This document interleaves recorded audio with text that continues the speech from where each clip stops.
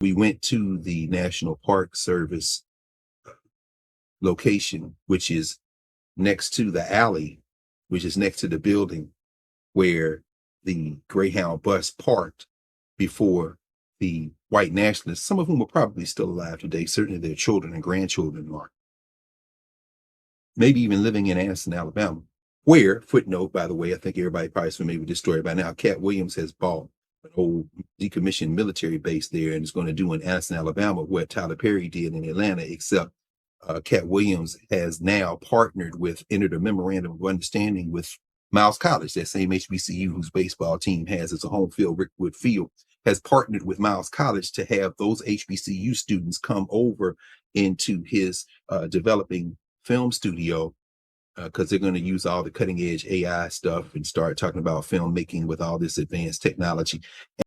And so we stopped there because I wanted to see the alley. We all did. Just stop and see the alley. And looking there, they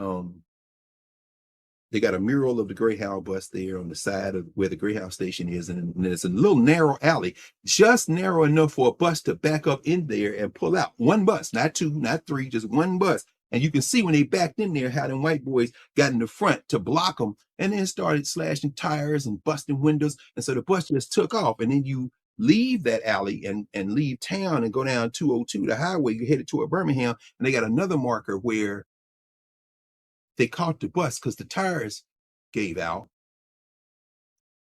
and burned the bus. And there's a highway here. On one side is the marker. You see the marker. This is where the bus got stopped and they burned the bus, National Park Service. And then the highway again. And you look to the right and down a little bit of a graded slope. There's a flat kind of clearing.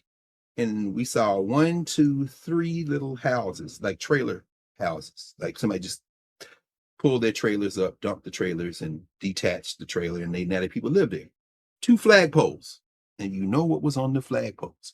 Oh, I wish I were in the land of cotton. Old times there and not forgotten, look away.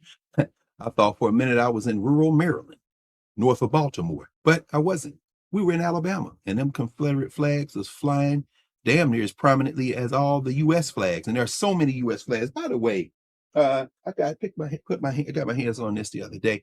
National Museum of African American History and Culture just published another in their series of called Double Exposure, which is like little photograph books. This one is called The American Flag.